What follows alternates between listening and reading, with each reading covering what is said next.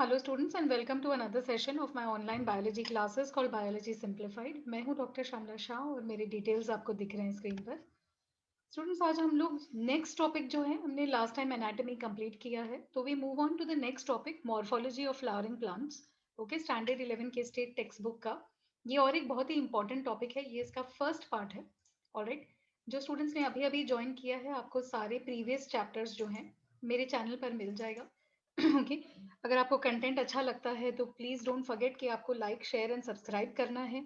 अगर आप bell icon दबा देंगे तो आपको सारे जो मेरे सब्सिक्वेंट आगे के वीडियोस हैं उसका आपको नोटिफिकेशन जो है वो मिल जाएगा।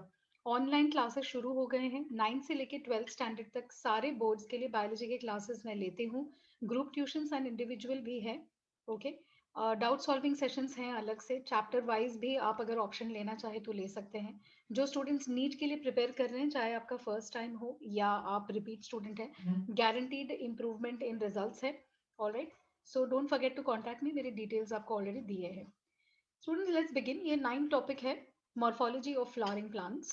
मॉर्फोलॉजी का मतलब क्या होता है? ओके, पहले उससे शुरुआत करते हैं। तो एनाटॉमी अगर प्लांट के अंदर के या इंटरनल स्ट्रक्चर्स की स्टडी है, तो मॉर्फोलॉजी जो है ये एक्सटर्नल पार्ट की स्टडी है। ओके, एक्सटर्नल मतलब जो आपको बिना किसी चीज को बहुत ज्यादा कटिंग किए या फिर सेक्शंस लिए हुए आपको बाहर से जो दिखता है। तो क्या दिखता है? प्लांट्स के लीव्स दिखते हैं, उनका रूट्स दिखता है ना, जड़ें दिखती है, तना दिखता है, पत्ते दिखते हैं, फूल दिखते हैं, राइट, फल दिखते हैं। तो ये सब चीजों को अगर हम स्टडी करें तो वो ब्रांच जो होता है वो हम उसको मॉर्फोलॉजी बोलते हैं। करेक्ट है? तो शुरू करते हैं इंट्रोडक्शन से। ओके, हमें पता है कि अर्थ पे बहुत सारा डाइवर्सिटी, अलग अलग तरीके के प्लांट्स हैं, ये तो हमें पता है। ठीक है, अब जितने सारे पौधे और प्लांट्स प्लांट किंगडम में के जितने प्लांट्स हैं, एल्गे हैं या ब्रायोफाइट्स हैं, राइट, ये सारे प्लांट्स में से सबसे बेस्ट या सबसे हम कह सकते हैं एडवांस्ड लेवल के जो प्लांट्स हैं वो कौन से हैं? वो प्लांट्स हैं जिनमें फूल आते हैं, फ्लावरिंग प्लांट्स। करेक्ट है? और हम इनको क्यों ऐसे बोलते हैं? क्योंकि इनकी डोमिनेशन हमें दिखती है। आप किसी भी एनवायरमेंटल सिस्टम में चले जाए, ओके, वो कितना ही कठोर क्यों ना हो, वहां पे आपको कोई ना कोई पौधा ऐसा जरूर मिल जाएगा जो फूल देने वाला पौधा है, या जिसको हम टेक्निकल लैंग्वेज में एंजियोस्पर्म बोलते हैं। तो एंजियोस्पर्म जो है, ऑब्वियस है कि अगर इतने अलग अलग तरीके से ग्रो हो सकते हैं तो उनकी एडेप्टेशन जो है बहुत अच्छी है। उनके पास बहुत सारे फीचर्स हैं, ओके, जो अलग अलग एनवायरनमेंट में उनको जीने के लिए एक कैपेसिटी देती है। राइट, तो बहुत अच्छे से अडेप्टेड है, बहुत सारे डिफरेंट डिफरेंट एनवायरमेंटल कंडीशन, जैसे मैंने बोला, बहुत ठंडी रहे, गर्मी रहे, रेगिस्तान रहे, पानी रहे, ओके, आपको फ्लावरिंग प्लांट तो जरूर मिलेगा। सेकेंड थिंग, क्योंकि इनके अडेप्टेशंस इतने अलग अलग जगह के लिए है, जाहिर सी बात है कि बाहर का जो उनका स्ट्रक्चर है वो उतना ही वेरिएशन दिखाएगा, है ना। क्या मतलब है इसका भी? पानी में रहने वाला जो पौधा है और जो जमीन पे उगने वाला पौधा है उसमें फर्क तो होगा, है ना। तो ये जो वेरिएशन है ये जितना, क्योंकि अडेप्टेशन है, इनकी एक्सटर्नल फीचर्स में भी उतनी ही वेरिएशन है, इंटरनल कैरेक्टर्स में भी उतना ही वेरिएशन होता है ना। तो ये वेरिएशन क्यों इतना इंपॉर्टेंट है?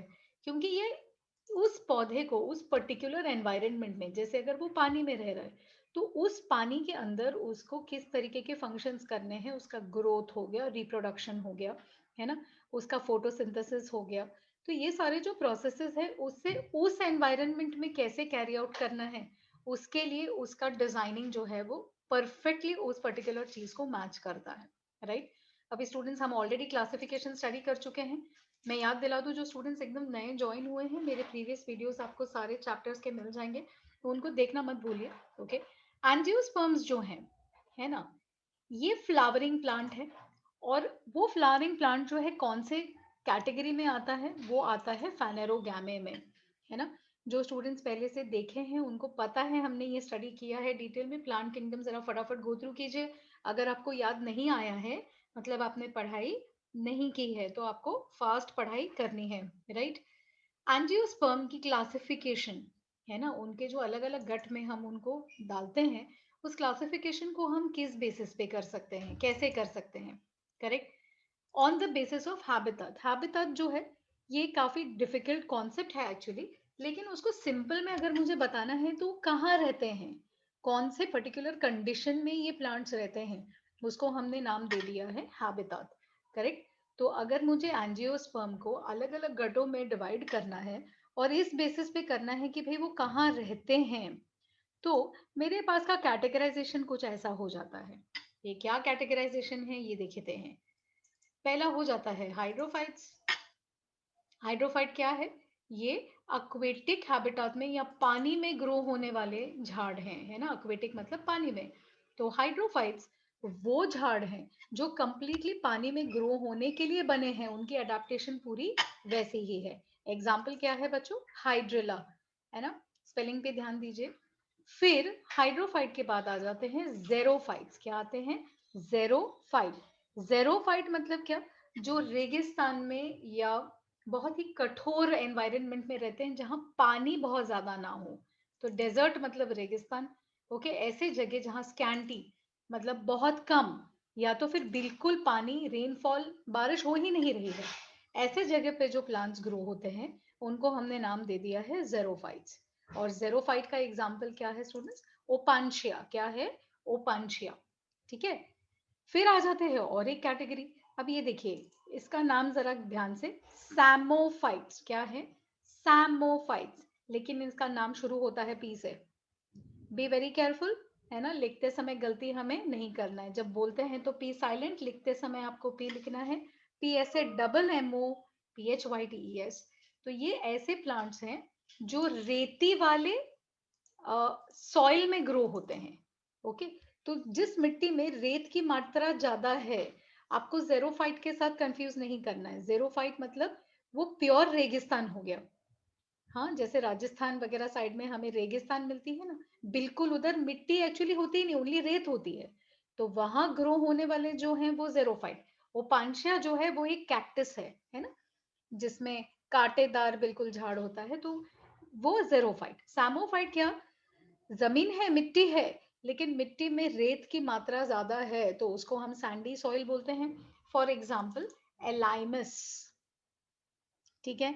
ऑब्वियसली मुझे आपको बताने की जरूरत नहीं है कि आपको एग्जाम्पल्स तो याद करने हैं, है ना। इस चैप्टर में बहुत एग्जाम्पल्स हैं, बहुत डिस्क्रिप्शंस हैं, तो थोड़ा सा ध्यान देके बिल्कुल फटाफट मैं आपको एकदम सिंपल करके दे रही हूँ एक्सप्लेनेशन। आपको बस स्टडी पे ध्यान देना है, ठीक है। तो हमने तीन कैटेगरीज क्या देखे? हाइड्रोफाइट जो पानी में, जेरोफाइट जो प्योर रेती में, सैमोफाइट जहां जमीन तो है लेकिन रेत ज्यादा है। फिर आते हैं लिथोफाइट्स। लिथो जब भी वर्ड आता है तो आपको याद रखना चाहिए, लिथो मतलब रॉक या तो फिर पत्थर, बड़े बड़े जो पत्थर होते हैं। ओके। तो पथरीले जगह पे ग्रो होने वाले या रॉक्स पे ग्रो होने वाले जो प्लांट्स हैं वो होते हैं लिथोफाइट्स। For example कुशीडियम। हाँ, कुशीडियम। और फिर आ जाते हैं हैलोफाइट्स। हैलोस मतलब सॉल्ट। तो जो बिल्कुल सॉल्टी जगह पे ग्रो होते हैं जहां जमीन में बहुत नमक है, नमकीन टाइप का। ओके। वो सब जो एरियाज हैं, जैसे फॉर एग्जांपल हम बोलते हैं मैंग्रोव। मैंग्रोव्स क्या है बच्चों? आप देख सकते हैं कुछ कुछ जगह पे है ना, जैसे हम उसको पानी जो दलदल जैसे बोलते हैं हम, जहाँ पे दलदल वाली जमीन होती है वहां पे सॉल्ट भी जनरली काफी ज्यादा होता है। तो वहां रहने वाले प्लांट्स, उनको स्पेशल नाम दिया है हैलोफाइट्स। एग्जाम्पल है राइजोफोरा। तो है ना, इसको क्विकली रिवाइज करते हैं, ये चार्ट इंपॉर्टेंट है। एंजियोस्पर्म्स या फूल देने वाले प्लांट्स को हम उनके रहने की जगह या एनवायरनमेंट या हैबिtat के बेसिस पे हम उनको जो है 5 कैटेगरीज में डिवाइड कर सकते हैं। फर्स्ट कैटेगरी हो गया हाइड्रोफाइट्स, जो झाड़ पानी में रहते हैं। एग्जाम्पल है हाइड्रिला। फिर आते हैं जेरोफाइट्स, जो प्लांट्स बिल्कुल रेत में रहते हैं, वो हो गए जेरोफाइट्स। रेती का एक जो है डेफिनेशन ये भी है कि पानी बहुत कम होनी चाहिए या बारिश बहुत कम या बिल्कुल ना के बराबर। फॉर एग्जाम्पल ओपनशिया जो कैक्टस है। फिर आते हैं सैमोफाइट्स, है ना। सैमोफाइट्स जो है वो जमीन पे तो है, लेकिन जमीन में जहाँ रेत की मात्रा ज्यादा है, सैंडी सॉइल जिसको बोलते हैं, वहां पे रहते हैं वो सैमोफाइट्स। ठीक है। फिर जो रॉक्स पे या पथरीले एरिया में रहते हैं वो लिथोफाइट्स। और जो नमकीन पानी में या नमकीन सॉइल में रहते हैं, ओके, सॉइल में भी पानी एक्चुअली ज्यादा रहेगी, ये मैंग्रोव टाइप के दलदल वाले जो प्लांट्स हैं इनको हमने बोला है हैलोफाइट्स। ठीक है। ये क्लासिफिकेशन आपको याद कर लेना है। ओके। अब आगे पढ़ते हैं। एंजियोस्पर्म में जो बीज बनता है, जो सीड है ना, इनका जर्मिनेशन या इनका जो लगना होता है, जैसे आपने जमीन में डाल दिया फिर उसके अंदर रूट आता है, शूट आता है, तो जर्मिनेशन जो होती है एक बीज से छोटे प्लांट का उत्पन्न होना, वो जब कंडीशंस अच्छे होते हैं तब होता है। फिर सीड से आता है छोटा सा बेबी प्लांट जिसको हम बोलते हैं सीडलिंग, और वो सीडलिंग फिर धीरे धीरे बड़ा होके आपको कंप्लीट प्लांट जो है ये दे देता है। करेक्ट है, तो ये हमको प्रोसेस पता है। अभी मॉर्फोलॉजी पे आते हैं। मॉर्फोलॉजी मैंने पहले भी आपको बोला था, मॉर्फोलॉजी बाहर की दिखने वाले स्ट्रक्चर्स की स्टडी है। तो प्लांट में आपको क्या क्या दिखता है? आपको दिखता है रूट, आपको दिखता है स्टेम, है ना, फिर दिखता है लीफ, फिर रिप्रोडक्टिव स्ट्रक्चर्स। रिप्रोडक्टिव मतलब जो नए प्लांट्स आते हैं वो कहाँ से आते हैं? बीज। बीज होता है फ्रूट के अंदर, और फ्रूट होता है या फ्रूट बनता है फूलों से। तो ये जितने भी स्ट्रक्चर्स हैं आपको सिंपल में दिखाया है, फ्लावर, फ्रूट, स्टेम, लीफ, है ना। अब इसमें क्या लिखा है? Flower, fruit, stem and leaf को एक साथ में उन्होंने बोल दिया है shoot system. Shoot system typical plant के लिए, शूट सिस्टम का ये मतलब होता है जमीन के ऊपर के जो भाग आपको दिखते हैं जड़ों को छोड़ करके, ये टिपिकल चीजों की बात कर रही हूँ मैं, मॉडिफिकेशन की बात नहीं कर रही हूँ। ओके, मॉडिफिकेशन पे हम बाद में आएंगे। सो शूट सिस्टम मतलब क्या? जनरली वो सिस्टम जो जमीन के ऊपर रहता है और उसका काम होता है नए प्लांट पार्ट्स को जन्म देना, फोटोसिंथेसिस करना, ओके, फ्लावर्स एंड फ्रूटिंग करना वगैरह वगैरह। ठीक है, फिर आपको नीचे यहाँ पे दिखता है प्राइमरी रूट। प्राइमरी ये पहला रूट है जो यहाँ पे निकला हुआ है। ठीक है, ये जो बीच का बड़ा सा एस्पेक्ट है ये प्राइमरी रूट। उसमें से जब सेकेंडरी थोड़े थोड़े ब्रांचेस ब्रांचेस ब्रांचेस ब्रांचेस आते हैं तो उसमें से बनते हैं सेकेंडरी रूट। तो प्राइमरी और सेकेंडरी रूट दोनों को मिला करके हमें मिलता है root system. So in short बच्चों, मॉर्फोलॉजिकली आप प्लांट को दो अलग अलग भागों में डिवाइड कर सकते हैं, शूटिंग सिस्टम या shoot system and routing system या रूट सिस्टम। करेक्ट है, ये टिपिकल प्लांट है, मॉडिफिकेशन नहीं है। करेक्ट। चलो यहाँ तक तो बहुत आसान लग रहा है। अभी आगे जाते हैं, रूट से शुरू करते हैं। ठीक है, अब रूट क्या है? रूट मतलब जड़। जड़ वो पार्ट है प्लांट का, ओके, जो नीचे के तरफ ग्रो होता है। अगेन हम मॉडिफिकेशंस बाद में देखेंगे, पहले हम टिपिकल देखेंगे जो मोस्टली दिखाई देता है। तो रूट जो है उसको कैसे डिफाइन करते हैं? वो डिसेंडिंग एक्सिस है। डिसेंडिंग एक्सिस मतलब वो लाइन या वो पार्ट, ओके, प्लांट के शरीर का जो नीचे की तरफ ग्रोथ दिखाती है, ऊपर की तरफ नहीं। अब ये नीचे ऊपर क्या है? ऑब्वियसली नीचे मतलब जमीन के नीचे। हाँ, तो डिसेंडिंग एक्सिस है। उसको दूसरी तरीके से हम ये भी बोल सकते हैं positively geotropic. Positively geotropic, geotropic मतलब क्या? जमीन के तरफ बढ़ने वाली चीज। सो रूट आपका किसके तरफ जाता है? आसमान की तरफ जाता है? नहीं ना, वो किसके तरफ जाता है? जमीन की तरफ जाता है। तो वो हो गया जियोट्रोपिक, क्योंकि वो उसके तरफ जाता है। तो जब तरफ जाता है तो हम वर्ड यूज करते हैं पॉजिटिवली, है ना। तो अगर वो जमीन के अवे चला जाए, जमीन से दूर, तो उसको क्या बोलेंगे हम? नेगेटिवली जियोट्रोपिक बोलेंगे, है ना। बहुत इजी अंडरस्टैंड करना। सो रूट जो है ये पॉजिटिवली जियोट्रोपिक है। अच्छा, रूट्स या जड़ें एक तो जमीन की तरफ बढ़ते हैं, दूसरे किस चीज की तरफ बढ़ते हैं? पानी की तरफ, है कि नहीं? तो वो क्या हुआ? हाइड्रोट्रोपिक हुआ, है ना। अच्छा, कौन सी चीजों के तरफ वो नहीं बढ़ता है? जड़ें कौन सी तरफ नहीं बढ़ता? जड़ जनरली जो है सूरज की तरफ नहीं बढ़ता, लाइट की तरफ। वो लाइट से अवे, दूर जाता है ना। जमीन के अंदर किधर लाइट है? सब डार्कनेस ही तो है। तो रूट को हम अगर पॉजिटिवली जियोट्रोपिक एंड पॉजिटिवली हाइड्रोट्रोपिक बोलते हैं, तो वो नेगेटिवली फोटोट्रोपिक भी हुआ। नेगेटिवली फोटोट्रोपिक मतलब क्या? लाइट की तरफ बढ़ना, है ना। तो ये लाइट की तरफ नहीं बढ़ता है और इसीलिए वो नेगेटिवली फोटोट्रोपिक है ना। एरोट्रोपिक है, राइट, क्योंकि वो एयर की तरफ नहीं बढ़ता है, नीचे जाता है। सो नेगेटिवली एरोट्रोपिक, है ना। समझ में आ गई बात? तो रूट जो है ये आपके मिट्टी के सतह के नीचे, ओके, गुरुत्वाकर्षण के साथ साथ में टुवर्ड्स ग्रेविटी, वहां पर वो ग्रो होता है ना। रूट्स या जड़ें टिपिकली, आपको जड़ें जो हैं हरे रंग की नहीं दिखती हैं, कुछ कुछ हैं वो एक्सेप्शंस है, वो बाद में देखेंगे।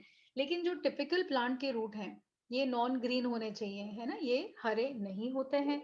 मतलब इनमें फोटोसिंथेसिस नहीं होगा, है ना। इनका आकार कैसा है? सिलेंडर जैसे लंबा लंबा पतला सा पेंसिल टाइप का, है ना, आपने जड़ें तो सब लोगों ने देखी हैं।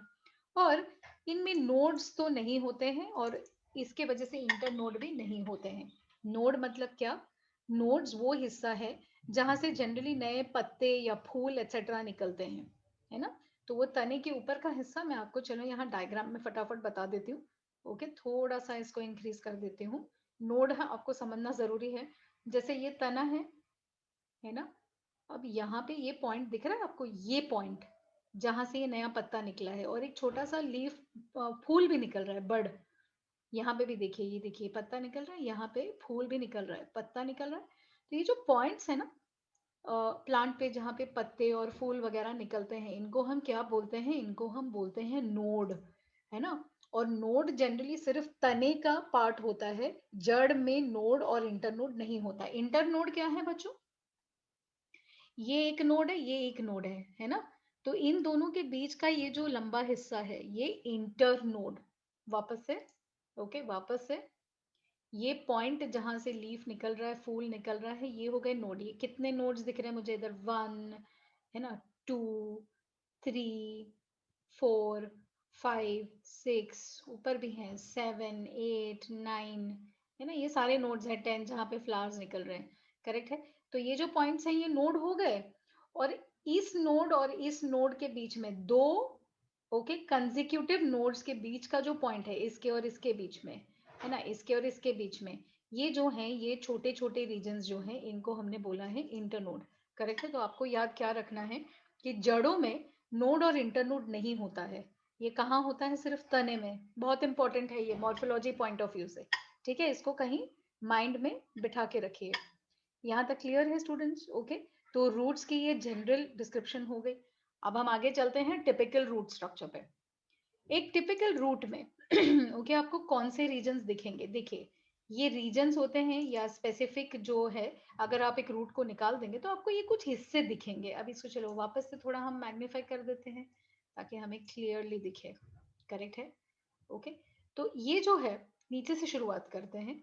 ये एक मेन बड़ा सा रूट निकला हुआ है, इसको नीचे से हम शुरू करते हैं। यहाँ पे ये हिस्सा दिख रहा है ऐसे, जो एक राउंडिश बनी हुई है, ये होता है रूट कैप रीजन, है ना। रूट कैप रीजन जो है, ये यहाँ के नए मेरिस्टेमेटिक रीजन को प्रोटेक्ट करता है। जिसको मेरिस्टेम याद नहीं है, प्रीवियस वीडियो जरा देखिए, प्रीवियस चैप्टर का, ओके। रूट कैप के बिल्कुल ऊपर नए नए सेल्स जो हैं माइटोटिकली एक्टिव हैं, वो ग्रोथ और डिवीजन के रेट्स बहुत हाई है। तो ये रीजन को हमने बोल दिया मेरिस्टेमेटिक रीजन। तो यहाँ पे प्रोटेक्शन है, यहाँ पे नए नए सेल्स डिवाइड होके इधर इकट्ठे होते जा रहे हैं, एक के ऊपर एक के ऊपर एक के ऊपर एक, ओके। फिर उसके ऊपर ये जो नए सेल्स बन रहे हैं, ये धीरे धीरे ग्रोथ करना चालू करते हैं, तो ये लंबे हो जाते हैं। जब लंबा होगा तो रूट भी लंबा होता जाएगा। तो इसको हमने क्या नाम दे दिया? Region of cell elongation. Elongation मतलब लंबाई। तो जिस एरिया में सेल्स लंबे होना शुरू होते हैं, उस रीजन को बोलते हैं region of cell elongation, correct है। तो नीचे से पहले रूट कैप, फिर मेरिस्टेम, फिर रीजन ऑफ एलोंगेशन। अब उसके थोड़ा ऊपर आ जाते हैं। यहाँ पे क्या दिख रहा है? बहुत सारे हेयर दिख रहे हैं ना, बाल जैसे स्ट्रक्चर।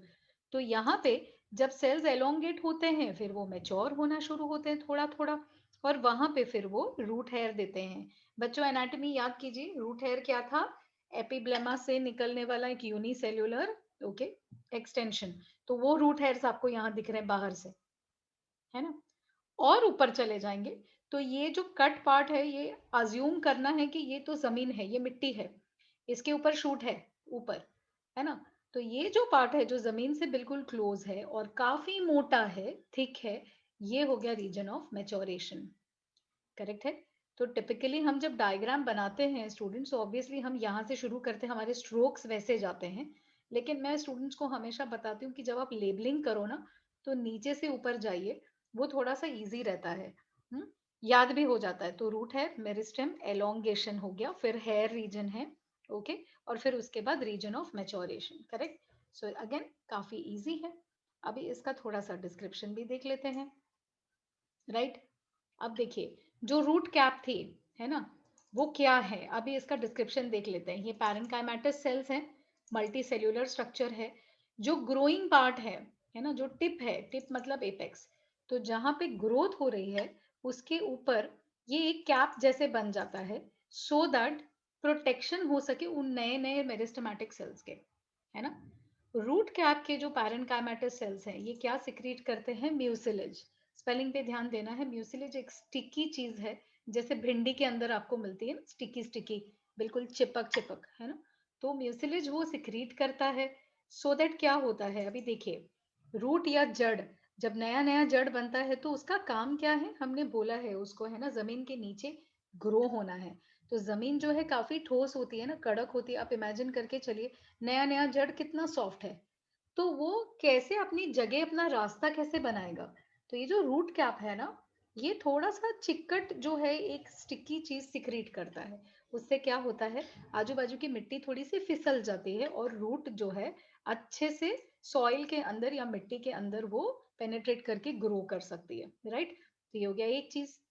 फिर सेकेंड फंक्शन, रूट कैप में क्या होते हैं, स्टार्च ग्रैन्यूल्स, है ना।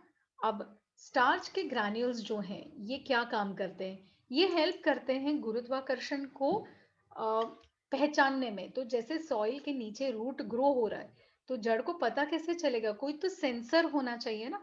तो ये जो रूट कैप के सेल्स के अंदर स्टार्च ग्रैन्यूल्स हैं, ये गुरुत्वाकर्षण को पहचानने में मदद करते हैं। इसको इंग्लिश में बोलते हैं ग्रेवी परसेप्शन, गुरुत्वाकर्षण को पहचानना। एंड ओके, जमीन के अंदर की जो मूवमेंट है या जो ग्रोथ है, इसको गाइड करते हैं स्टार्च के ग्रैन्यूल्स। देखना, हाँ, रूट कैप की कितनी इंपॉर्टेंस है। फिर टिपिकली ओके, अपने नॉर्मल जो प्लांट्स हैं उनमें एक ही सिंगल रूट कैप होता है, ओके। लेकिन कुछ कुछ प्लांट्स ऐसे होते हैं, जो सबसे कॉमन एग्जांपल है पंडानस। पंडानस को स्क्रू पाइन भी बोला जाता है। स्क्रू पाइन में क्या होता है कि एक ही जड़ को बहुत सारे कैप पहना दिए जाते हैं। जैसे कि आपने एक ही हाथ पे बहुत सारे, एक ही पैर पे बहुत सारे मोजे पहन लिए एक के ऊपर एक, है ना। तो पंडानस में एक ही रूट कैप में एक के ऊपर एक के ऊपर एक बहुत सारे रूट कैप होते हैं। ये एग्जांपल्स याद रखने हैं, ओके। अभी अगर हम हाइड्रोफाइटिक सेल्स की बात करें, प्लांट्स की, जो प्लांट पानी में उगते हैं, ओके, उनके यहाँ पे क्या होता है, उनको रूट कैप की जरूरत इतनी नहीं पड़ती क्योंकि वो पानी में ही ग्रो हो रहे हैं। तो उधर क्या करते हैं, रूट कैप को निकाल करके एक छोटा सा पॉकेट बना दिया जाता है, रूट पॉकेट। ये रूट पॉकेट में जनरली हवा भरा हुआ रहता है, सो दैट रूट्स जो हैं वो फ्लोट करना स्टार्ट करते हैं। एग्जाम्पल्स जो पानी वाले प्लांट्स हैं उनके, पिस्तिया एंड आइकॉर्निया, ठीक है। अब क्या होता है, क्योंकि आपका रूट कैप जो है ये एपेक्स पोजीशन के ऊपर आ जाता है, तो एपेक्स सेकंड हो जाता है। एपेक्स मतलब जो आपका मेरिस्टेम रीजन है वो सेकंड हो जाता है, फर्स्ट रीजन रूट कैप की आ जाती है, ठीक है। अब ये जो एपेक्स है, हाँ, एपेक्स जो ग्रोइंग पॉइंट है जहां पे मेरिस्टेमेटिक सेल्स है, ओके, वहां पे 1 मिलीमीटर के लंबाई तक, है ना, एक प्रोटेक्शन रहता है रूट कैप का। तो रूट कैप मेरिस्टेमेटिक रीजन के 1 मिलीमीटर तक के पूरे एरिया को कवर करता है और उसको प्रोटेक्शन देता है। वो जो 1 मिलीमीटर रीजन अंदर घुस गया है ना रूट कैप में, उस रीजन को हमने रीजन ऑफ सेल डिविजन या मेरिस्टेमेटिक रीजन बोला हुआ है। आप डायग्राम के साथ कोऑर्डिनेट कर सकते हैं, क्योंकि मैं वापस ऊपर नीचे नहीं इतना कर पा रही हूँ, तो आप बुक से डायग्राम अपना देख लीजिए। सो रूट कैप के अंदर 1 मिलीमीटर ऊपर का भी स्पेस जो है वो कवर्ड है, अंदर फंसा हुआ है, छुपा हुआ है। तो वो जो रीजन है वो रीजन ऑफ सेल डिविजन या मेरिस्टेमेटिक रीजन है। अभी आपको पता है, प्रीवियस चैप्टर में आपने देखा है कि मेरिस्टेमेटिक रीजन मतलब बहुत कॉम्पैक्ट अरेंजमेंट रहेगी, बहुत सारे सेल्स, उनका वॉल पतला रहेगा, सेल डिविजन एक्टिव रहेगी, ओके। अब इन सारी चीजों की वजह से, क्योंकि वो बढ़ते ही जा रहा है, क्या होगा, रूट जो है लंबाई में बढ़ेगी। It is longitudinal growth. Longitudinal मतलब लंबाई में बढ़ना, ठीक है। अब इसके ऊपर का रीजन हो गया elongation region, okay. Elongation region में मैंने आपको बताया था कि नए सेल्स बन तो गए, अभी ये धीरे धीरे लंबे हो जाएंगे, फुल साइज में आ जाएंगे। जब जैसे ये फुल साइज में एलोंगेशन होती रहेगी, वैसे क्या होगा, जड़ की लंबाई तो बढ़ती ही जाएगी, है ना।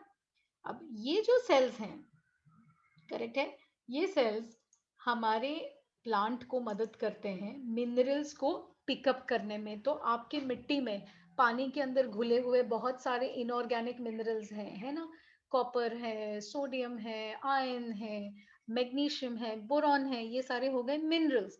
तो यहाँ के सेल्स जो है ये मिनरल्स को उठाते हैं। जड़ों का सबसे इम्पोर्टेंट फंक्शन क्या है? एक तो है कि प्लांट को वो एक ही जगह पे पकड़ के रखे, और सेकंड ये है कि पानी और उनमें घुले हुए ये सॉल्ट्स और मिनरल्स को वो पिकअप करके प्लांट की तरफ उसको जो है ट्रांसपोर्ट करे, है ना। तो ये जो रीजन है this is a very important region. फिर आ जाते हैं जहाँ पे रूट हेयर्स थे, हमने देखा था ना बहुत सारे रूट हेयर हैं। अब जहाँ हेयर है वहां अब्जॉर्प्शन इंक्रीज होगी, क्योंकि बाल जो है अब्जॉर्ब करते हैं रूट हेयर। उसको हम पिलिफेरस रीजन भी बोलते हैं। स्टूडेंट्स जो नीट की तैयारी कर रहे हैं, आपको सारे टर्म्स बिल्कुल परफेक्ट होने चाहिए, करेक्ट है। तो रूट हेयर क्या करता है ना, हेयर है तो वो ज्यादा अब्जॉर्प्शन करेगा। बहुत सारे बाल जैसे लंबे लंबे निकल के आ रहे हैं, ओके, ये एपिब्लेमल रीजन है, राइट। ये सारे टर्म्स हम प्रीवियस चैप्टर में कर चुके हैं। तो जो नए जुड़े हैं फटाफट जरा एनाटॉमी स्टडी कर लीजिए। एपिब्लेमा जो है या पेलिफेरस लेयर जो है, ये लंबे लंबे ट्यूब जैसे स्ट्रक्चर्स यूनिसेल्युलर बाहर फेंकता है, which is called root hair, correct है। रूट हेयर क्या करते हैं? जो जमीन है या मिट्टी है उनके कणों के साथ में वो एक अच्छा कांटेक्ट बना के रखता है, और उनके वजह से ज्यादा अब्जॉर्प्शन होती है। तो जितने ज्यादा बाल उतना ज्यादा अब्जॉर्प्शन। तो हमने क्या बोला है कि वो सरफेस एरिया जो है वो इंक्रीज करते हैं, है ना। बहुत इजी अंडरस्टैंड करना। आपके रूट हेयर जो है ना, ये जल्दी मर जाते हैं, तो इनको हम क्या बोलते हैं? शॉर्ट लिव्ड, छोटी जिंदगी है। दूसरा नाम, टेक्निकल नाम है एफिमेरल, शॉर्ट लिव्ड। 10-15 दिनों में ये रूट हेयर्स मर जाते हैं और वहां पे नए नए रूट हेयर्स बन जाते हैं, ठीक है। इसके बाद हम आ जाते हैं बिल्कुल लास्ट रीजन पे, जो है region of maturation and differentiation, है ना। जो मोटा पार्ट है, यहाँ पे सेल्स काफी मोटे, वेल डिफरेंशिएटेड, इम्परमिएबल रहते हैं। तो बिल्कुल ऊपर के रीजन में पानी जल्दी अंदर नहीं जाएगा, क्योंकि सेल जो है मेच्योर है और उनकी जो वॉल है ना वो बहुत थिक हो गई है। तो पानी उधर बहुत ज्यादा अंदर नहीं जाएगा। यहाँ पे बराबर सेल जो है डिफरेंशिएशन दिखाएंगे अलग अलग तरीके के। याद है हमने जो एनाटॉमी में स्ट्रक्चर किए थे, वो सारे स्ट्रक्चर्स ऑफ सेल्स आपको क्लियरली यहाँ दिखाई देगा, ओके। और अलग अलग टिश्यू टाइप्स भी आपको दिख जाएंगे। ये रीजन क्या करता है? प्लांट को एक जगह पे फिक्स करता है ना, उसको ऐसे पकड़ के रखता है सो दैट वो मूव नहीं हो। एंड सेकेंड थिंग इज, जो भी मटेरियल अब्सॉर्ब हुआ है, मैंने अभी आपको बताया था, पानी, सॉल्ट्स, है ना, दूसरी छोटी छोटी चीजें, न्यूट्रिएंट्स, वो सारी चीजों को वो मूव करता है ऊपर की तरफ प्लांट के तने के यहाँ। इसको बोलते हैं कंडक्शन। सेकेंड थिंग, जो साइड की रूट्स है ना, छोटी छोटी जो रूट्स आती हैं साइडवेज, है ना, वो भी यहाँ पे आती हैं। तो साइड में जो रूट्स है उनको हम बोलते हैं लैटरल। तो वो भी इस मैच्योरेशन रीजन से आ जाती है, करेक्ट है। बहुत इजी है समझना। फंक्शंस देख लेते हैं फटाफट, ओके। तो रूट के फंक्शंस क्या हैं? बहुत सारे अलग अलग फंक्शंस हैं।